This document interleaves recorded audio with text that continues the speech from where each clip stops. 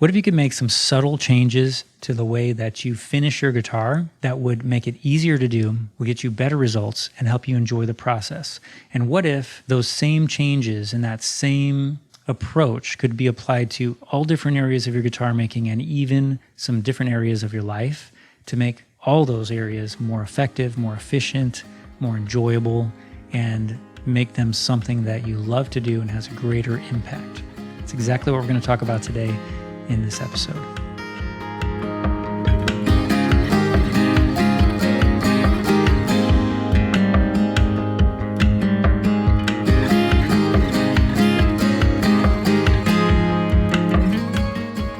Welcome to the Art of Lutherie podcast. My name's Tom Bills, and in today's episode, I am going to share with you a few thoughts about a concept, I guess we'll call it, that I think is for sure one of the most important parts of guitar finishing and for getting the best results from your guitar finish, and also for making the process of finishing a guitar much more efficient, much more enjoyable too.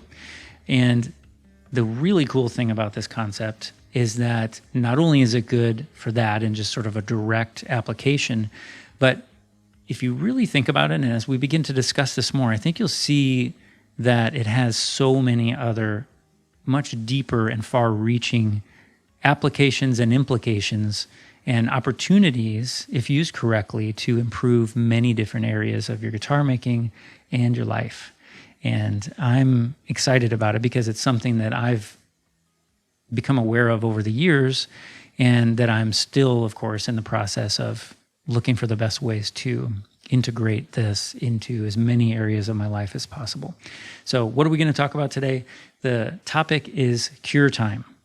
Cure time is just, in the basic sense, the amount of time that something needs to reach its, let's say, optimal state. In the case of a guitar finish, for example, you spray a coat of finish on and it needs this time to cure, or the cure time, so that it can gas off the solvents and it can shrink a little bit and it can harden and it can reach this optimal state where it's ready for the next step. I mean, the next step might be adding more finish, or the next step might be sanding and buffing or something like that. And so it became apparent to me that this concept of the cure time, it's not that it's misunderstood, it's just that I think a lot of people kind of overlook it. It's an easy thing to overlook. And because of the pressures that we have in life, especially if you're a professional luthier, you feel pressure to, hit a deadline or to reach a certain goal maybe that you just set for yourself. And you want to just kind of cheat that cure time a little bit. It's an easy thing to do. And you can override maybe what your senses are telling you, or maybe you're just busy and you're not taking the time to pay attention to what the finish is, the feedback you're getting from the finish, which is trying to tell you, hold on a second, don't do this yet. And you push through and you force it through. And when you do that, all kinds of, I wouldn't say terrible things, but it gets a lot harder and the end results are oftentimes not as good. And most of the time, you're just not going to enjoy the process as much. So I wanted to just take this time today to go deeper into that, talk about some different applications in different areas where I've kind of looked at implementing this idea, and give you some examples too of how I've been able to take the way that I'm thinking and the things we're going to talk about today and apply them and get incredible benefits in my guitar making process and just overall in my life, and making it more enjoyable for me, which is really important. Okay, so the first thing, which I kind of already talked about, is not to rush the process, because your finish, for example, we're gonna keep using guitar finish as an example for this. So the finish is going to cure. No matter what you do, it's going to cure sooner or later. And if you don't give it the right time to finish, if you're not understanding what it really needs and optimally giving it that space so that when you do put a second coat on or something, it's going to be a better result, then you're going to end up with a finish that might be too soft. So for example, in French polishing, It's very common for French polishers to put, let's say, one session of French polishing in the morning, you do one in the middle of the day and one at the end of the day. So you got 3 sessions there. And some people do even more. And I should preface this by saying that, and I'll mention this, I think, later on, but there's no one right way. And that's an important thing. I should mention this a few times. So this is another way that we get in trouble, is that you read in a book or something, you should put 3 coats of French polish on per day and then you'll be fine. But the truth is there's so many variables. It's infinite, the amount of variables between the environment you're working in and how you're working on your guitar and the person who wrote that book. So for them, those 3 coats a day might have worked. But for you, you can't just take it at like a formula that you can just universally apply, because there's too many other things involved. And so the approach that I take is to try and always be understanding things from a deeper level. So what is the finish going to be like when it is fully cured? And how can I measure and test and find ways? How can I, do a test batch here, figure out which one is better than the other and which one causes me trouble? And with the French polishing, it's very, very easy because it's so tactile. If you're paying attention, you know right away. If you go on to a finish that isn't fully cured, you're going to feel that sticky kind of gooiness, and it's just not going to seem right. You're going to actually cause more problems than you're not going to be able to add finish. You're just going to be causing problems a lot of the time. And that's what all of us run into when we're learning French polishing. And I go into great detail into all this and the subtleties of French polishing in my course, The Art of French Polishing, which is part of the Luthier's Edge. But for today, I want to stay focused on this cure time because I think there's so much richness in this idea. So back to the finish. So if you have a layer that you put on, it never gets fully cured. Then you put another layer on. Now you've got 2 layers stacked up. Now you're burying that solvent and you're making it even harder for that original layer to cure. And then you put another layer on and another layer on. You can see that this is going to lead to issues with application, and then it's going to lead to a finish that's softer when you're trying to do your rub out and your buff out. That's going to cause all kinds of trouble. And then even though you worked extra hard to do that and push that through and get that done on either a timeline that you compressed because you were in a hurry, or a timeline that was just someone else's timeline that's not working well for you, then you end up with a finish that in a month or 2 or 6 months or something is going to drastically shrink, and it's not going to look good. And so in my mind, rushing it isn't worth it, and we can find much better, more elegant solutions and a better way to give that finish the amount of cure time that it needs. And so that makes a lot of sense to me, to give it that time.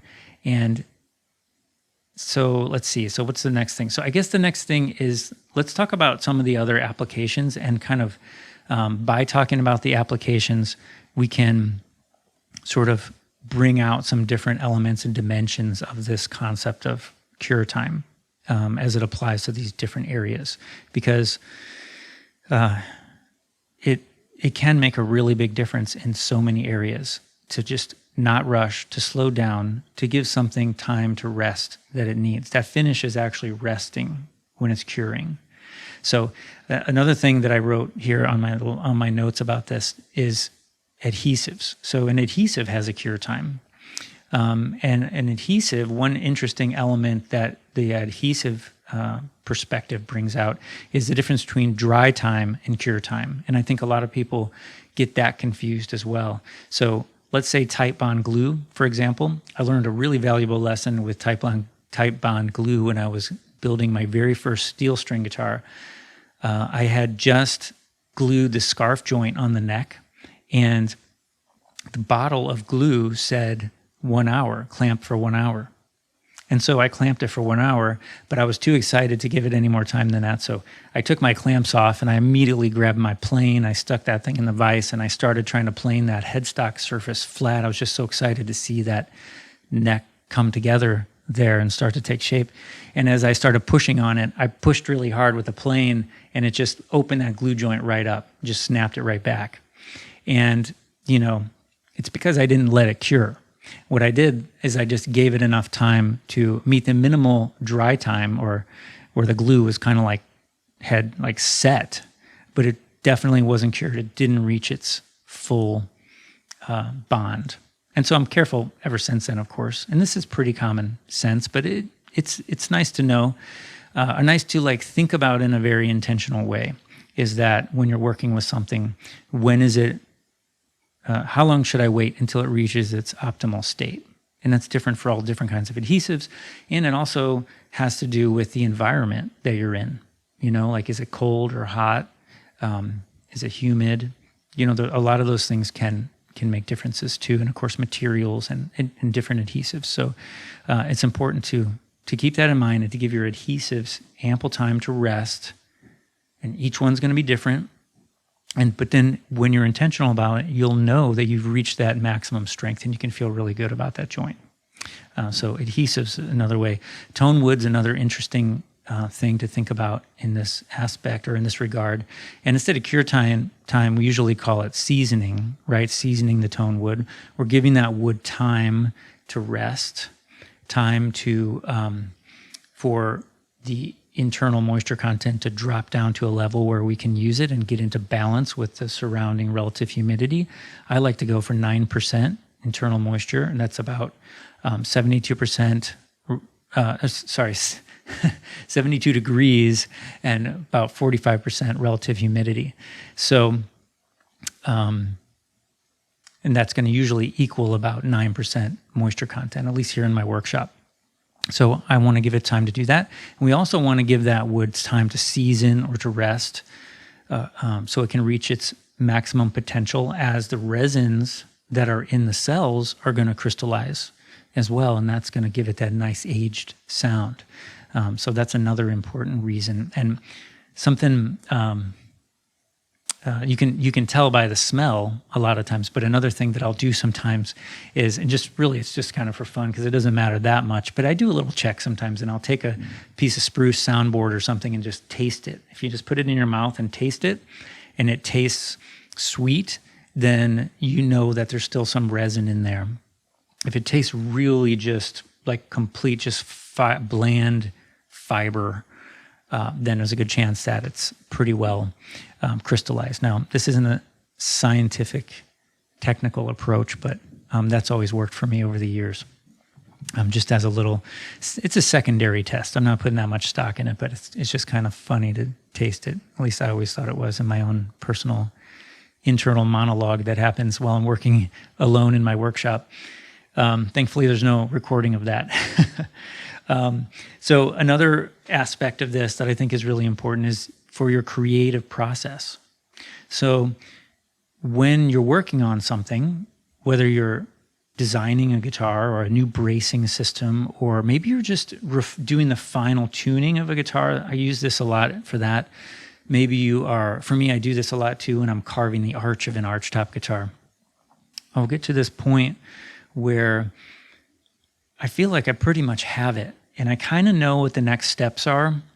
And at that moment, what I'll do is I'll just stop for the day. And it seems counterintuitive. I got this technique, or I learned about this technique from, it's a famous technique called the Hemingway Bridge, which was made famous by Ernest Hemingway, the writer. And what he would do is he would do his morning writing, and he would get to this point where he knew exactly where he wanted the story to go or what was going to happen next.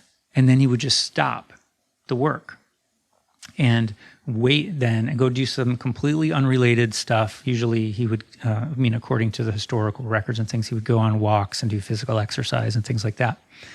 And then the next morning when he woke up, he would know exactly where he was never starting from a blank page. He always knew exactly where those next steps were because he gave that idea some time to rest. And here's the really interesting thing. This is the thing that fascinated me and why I started using it in so many different areas. And I actually wrote an article about the Hemingway Bridge over on theartoflutherie.com. So if you haven't seen that and you want to learn more about this, you can go check that out.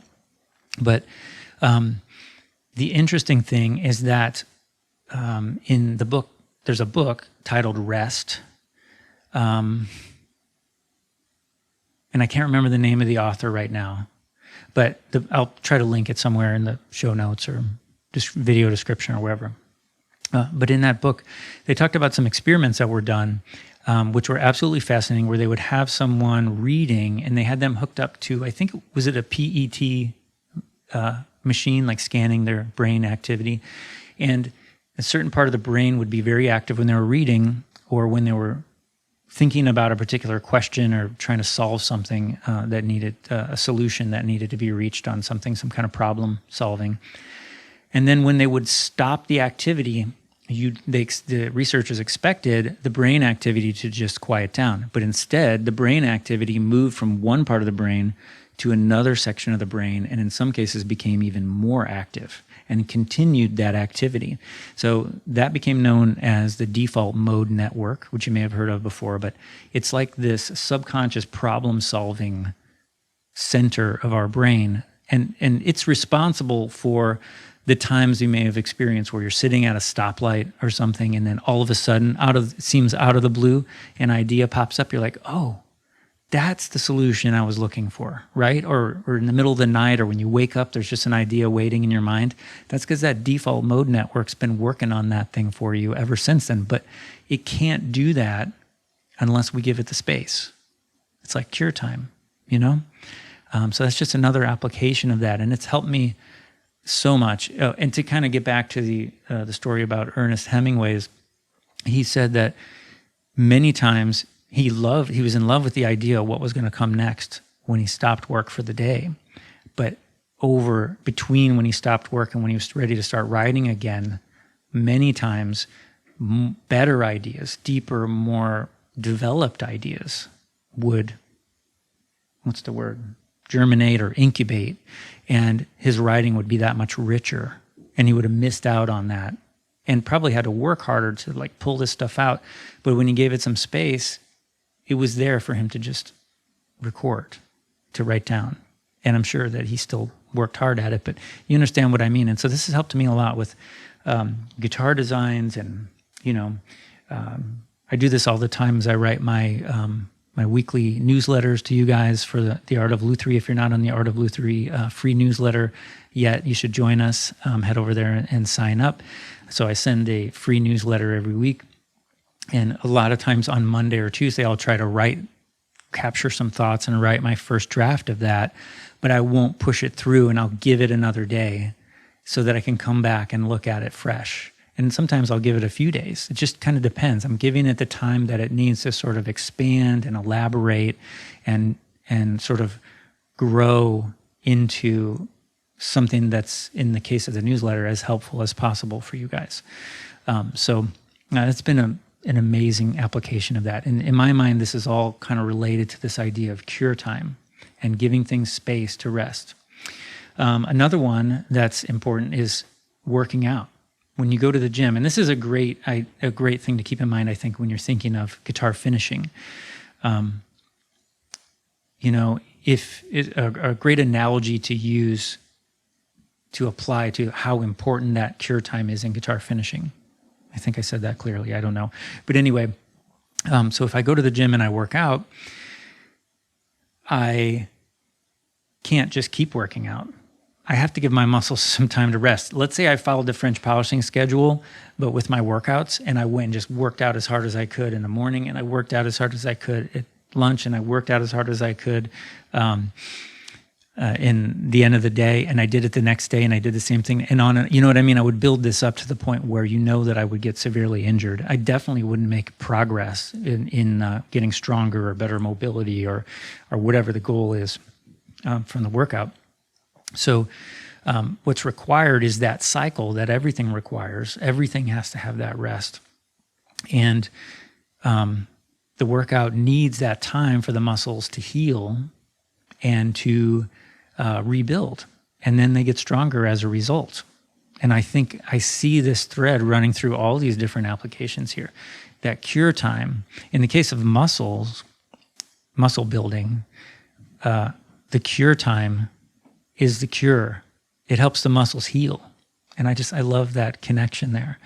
And another aspect that I think the muscle building example brings out is you need the right conditions.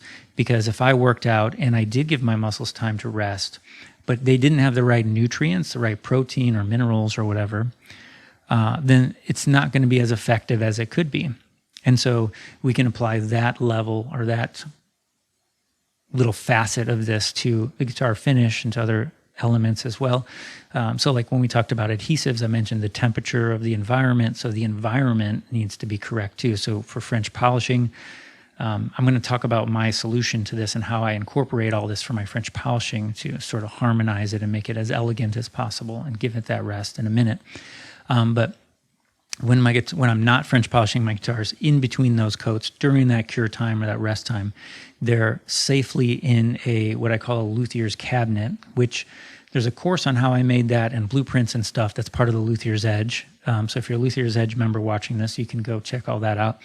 And I believe there's an article on the art of Lutherie and maybe a YouTube video on my YouTube channel. I can't remember off the top of my head, but I'll look and link some of that stuff somewhere, wherever you're watching this video, if I can. But while that guitar is curing, I've created a safe place for it to be, and I've designed that cabinet in a way that it has the right amount of airflow, and then I manage my workshop, with the right humidity and temperature. I'm creating that environment to make the time. So once I've provided the time for it to rest, I have to or it's best practice, let's say, to maximize the impact and effectiveness of that rest time by creating the right environment. And so that's the environment of the workshop here for the finish.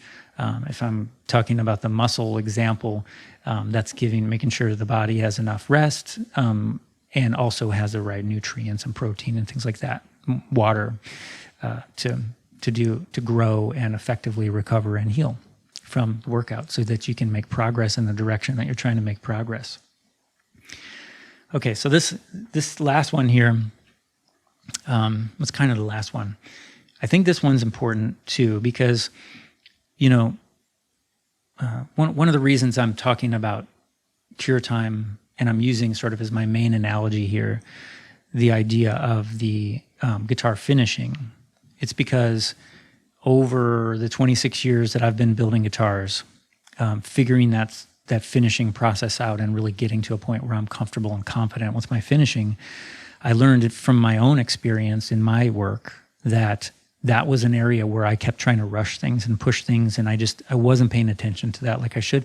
And I was trying to find other people. I was trying to follow other people's schedules because I didn't trust my own intuitive sense to be able to look at the finish and just start to learn how to understand, is it ready for more? Does it need more time? Do I need to change the environment? Things like that. And I've noticed, layered upon that, helping thousands of people through the Luthier's Edge and more people through the Art of Lutherie website, many with finishing, specifically French polishing. The cure time is something that so many people overlook, and it causes them a lot of heartache and struggle that isn't necessary when you understand this and you apply it properly to your schedule of finishing. But it's going to be different for everybody. So when I do tell you my finishing schedule, it doesn't mean you should do it and it's the best one, but it's the one that works the best for me and for my guitars and the finishes that I'm doing. But let me get to this last part. So this last part here is about emotions. This might sound kind of weird, but guitar making is hard. And I know it's not just me because I've talked to many. It seems like any professional luthier that I've talked to who's been building for, like, let's say 10 years or definitely over 20 years, you could say something like, you could tell them a story of something tragic that happened when you dropped a guitar or something. You're like, yeah, I had a nervous breakdown. I'm like, oh yeah, I had like 2 or 3 nervous breakdowns. I mean, it's like, it can be really hard. But the thing is that when you understand a concept like this, I think it's a tool we can use to make it not as hard, because a lot of the difficulty we're imposing on ourselves. It's another thing I'm kind of trying to bring out with this idea of this cure time too, because if I set an unrealistic timeline and finishing schedule, then I'm sort of just creating that, and I'm kind of like torturing myself with it and causing myself more stress and work, and I'm actually hurting the outcome of the guitar. And in a lot of cases, it takes longer because you're spending so much more time fixing problems, you know? But I want to give you an example of giving yourself some emotional cure time. So here's an example from something stupid that I did where I learned this lesson. This was early on in my career, and I had just finished an archtop guitar. It was at the end of like a 12 or 14 hour day, and I was pushing to get this thing done, and, you know, because it had to be delivered and all this stuff. Sometimes you're in that situation and you just are, and you can't help it because the guitar's got to be delivered and the bill's got to be paid, you know? But now I work really hard to try to build things in a way where I won't put myself in that pressure vice of torture like that. But anyway, in this particular case, I had just finished this guitar. It was just stunning. It was flawless. As close to flawless as I had ever done. And it was beautiful. And I just buffed up this. It was an archtop, so it had a regular archtop bridge with thumb wheels, and the bridge was made out of Brazilian rosewood. And I had it sitting on the guitar, and I was just standing there looking at it like, wow, this is so beautiful. I love this guitar. And I was like, I got to show somebody. So I call my wife. I'm like, hey, Steph, you got to come come down here and take a look at this guitar. It's so beautiful. And she comes down, and we're looking at it, and we're all excited because it's just beautiful. And so we're kind of celebrating a little bit, and I pick up the bridge off of the guitar, and my finger just kind of slips on the thumb wheel, and it flips out of my hand, and of course, it falls down, bam, right into that spruce top. And thank God she was with me, because I just went into full panic mode. Like I was walking around, I was pacing in circles going, oh my gosh, what am I going to do? What am I going to do? What am I going to do? You know, I mean, I just like lost it. And she was there, and she's like, okay, just calm down, calm down. And so I got myself together, and I waited. You know, by the next morning, I gave myself some time, some space to just take a breath, settle down. And it's okay. I think, and for a while I tried to not freak out, but I think it's okay to freak out. I think you got to like grieve a little bit, you know, you got to like get through that period. It's like when the finished gas is off, you know, you got to get those emotions out. You got to release that stuff. And most of us have so much of that built up already that hasn't been released with guitar making, or all creative work is difficult and scary on all these levels, emotional and it's just tricky. To stay happy and stay connected and stay loving what you're doing and get your best results for long decades at a time, you know? But anyway, eventually, when I was calm, I could think clearly, and I made some good choices. I steamed that dent out. I got relaxed about it. I didn't even have to spray any more finish. I had the nitro. It was nitro on that guitar. I was spraying nitro back then. That was before I got myself sick spraying all that stuff. And it had a little hairline in it, so I think I airbrushed a little bit of acetone or something on it and melted right back together. Did a little quick wet sanding and a buff. Beautiful, like nothing ever happened. It was perfect. But that night when I was in panic mode, I was ready to strip the top, and I was ready to like quit guitar making and or throw the guitar out the window or something crazy. And that's just one of many examples where I hit that freak out mode. And I've learned to kind of like let myself have the emotions, and when everything goes wrong, when you drop a guitar, some crazy unforeseen thing happens. But to just go give myself some space. And that's an extreme example. There's so many examples where you need to do something you don't enjoy doing. Like I get really stressed when I glue a bridge on. I don't like I don't like gluing a bridge on a steel string or a nylon string. It's funny because I've actually never had even one that went wrong, but I still get really worried. I think it's because the French polish is all brand new and you just work so hard, and it's this last step and it all has to go right. But anyway, I get stressed about that. And so I kind of, I've learned to be more kind to myself and give myself time to settle into it and not just, well, it's 8 a.m., get down there and do it, whether you like it or not. You know, I'll make a coffee, and if I'm really freaking out or feeling kind of nervous, I do a lot of I'll clean the workshop. It's something I call productive procrastination, which I think is going to be its own podcast, but it's something I leverage a lot, and it really helps me. But there's a lot of ways to find space to rest. It doesn't always have to just be sitting there meditating or something. You know, there are ways to just walk away and give yourself some space. And get comfortable, and then it makes such a difference when you go actually do it, and you can actually enjoy it because you're ready. You're just settled, and you're just set, you know? So anyway, when you give yourself that space, you're going to enjoy the work more. You're going to make way better decisions and have more clarity. You're going to enjoy your life, and you're going to get better results in what you're working on. And hopefully you can see by now that you could apply this to your sleep, all these, like, just life in general.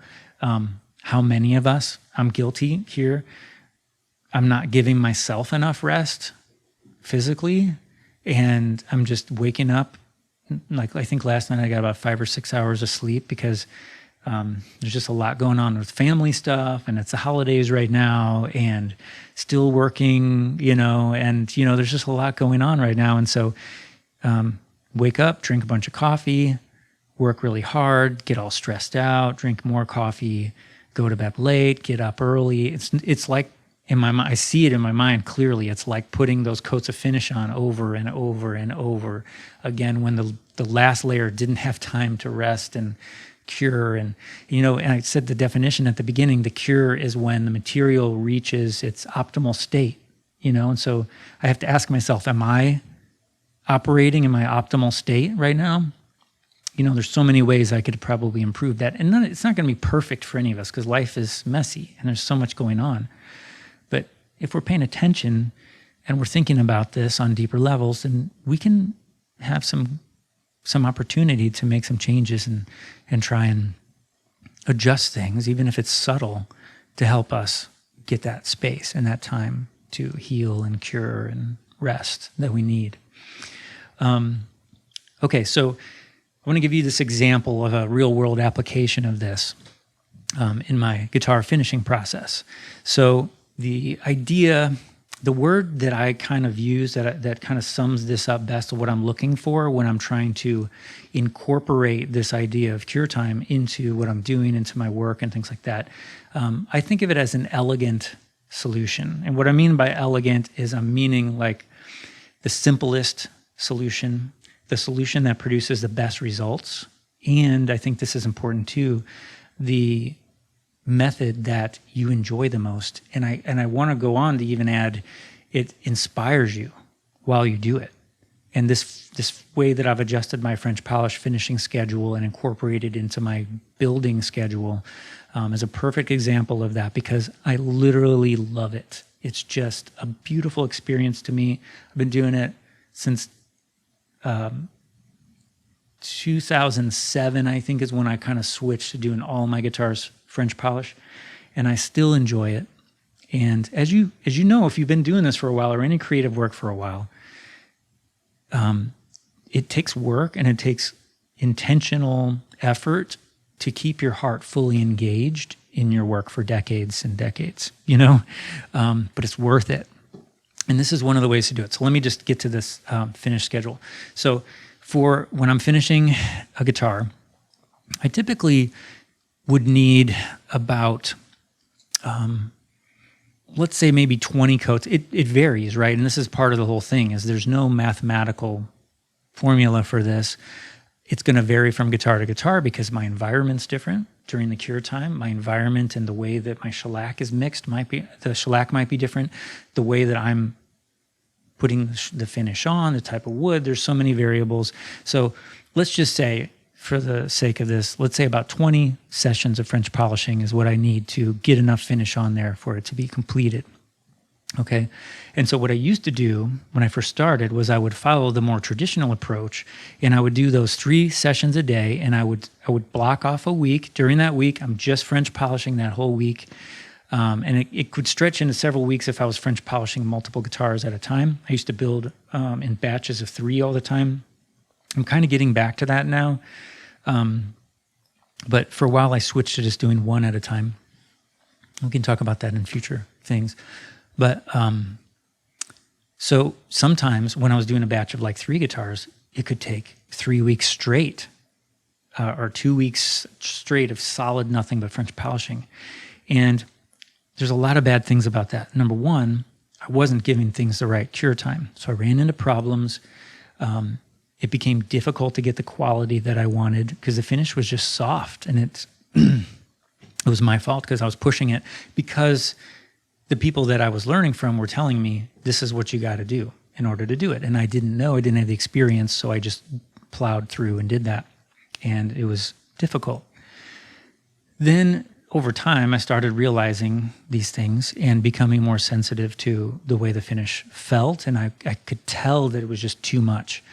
And it was crazy to stretch it out. I felt like it was insane to like stretch it out too long, right? Because you're looking at calendar time.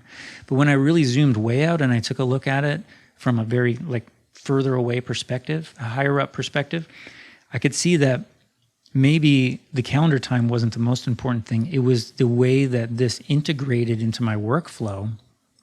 Like the question came to my mind, could I integrate this into my workflow, into my daily schedule in a way that I would enjoy more and in a way that would give me better results and be more efficient and that would actually allow me to keep building instead of having to take off those giant chunks of time and only French polish, because that's when it gets tedious and it's just rough on your body even actually doing it that much for that long. So here's what I eventually came up with.